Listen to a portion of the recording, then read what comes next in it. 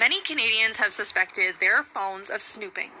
One time I was actually listening to the radio and somebody on the radio was talking about a particular product, and the next time I went on my iPhone, that product came up. I mean, the phone is 100% eavesdropping.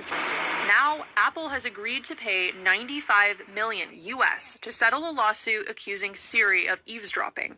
Anecdotal stories out there about people talking about a place or a thing or a restaurant only to be advertised a few hours later on their advertising feed on their iPhones, and it turns out that is in fact happening.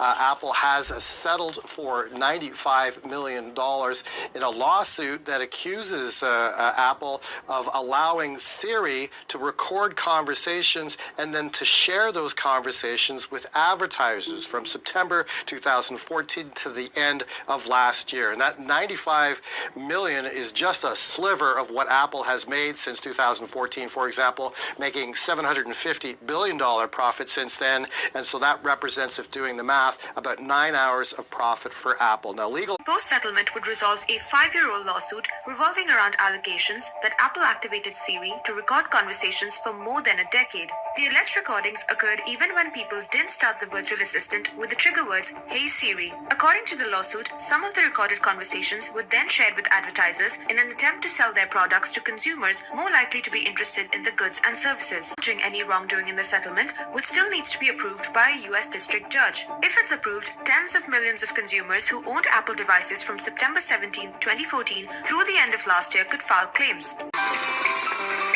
A $95 million settlement for the Siri eavesdropping lawsuit. The tech giant was accused of using Siri to record conversations through iPhones and other devices equipped with virtual assistant. If the settlement is approved, this means that tens of millions of people who owned Apple devices anywhere between 2014 and last year could possibly file a claim.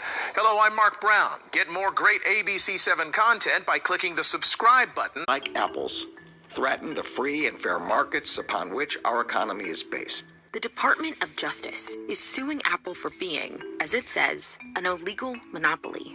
But for years, Apple has argued that it isn't. We have no monopoly. There is no monopoly here. To make its case, the DOJ is pinning its argument to Section 2 of the Sherman Act, which makes it illegal to monopolize or attempt to monopolize a market, adding Apple to a long line of American companies that have been sued under that law.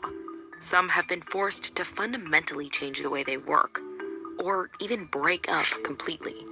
Brendan Benedict is an antitrust lawyer who is litigating the Sherman Act that makes making money or collecting user information unlawful. What it does do is